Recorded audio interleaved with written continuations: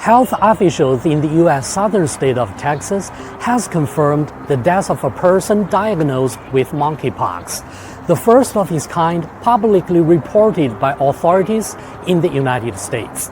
If monkeypox is confirmed as the cause, it will be the first confirmed death from the virus in this country. However, the authorities said it was too early to say how monkeypox was connected to the death. The adult patient was severely immunocompromised, had various severe illnesses, and died in hospital in Harris County on August 28th. Autopsy results from the patient are expected in the next few weeks.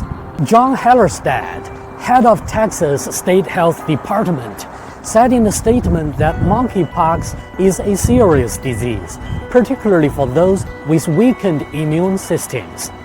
Over 18,100 confirmed monkeypox cases have been reported across the country since the outbreak began in the spring, and 93% of the cases occurred among men who reported recent sexual contact with men. Texas has 1,604 infections, the fourth most of any state, right after California, New York, and Florida.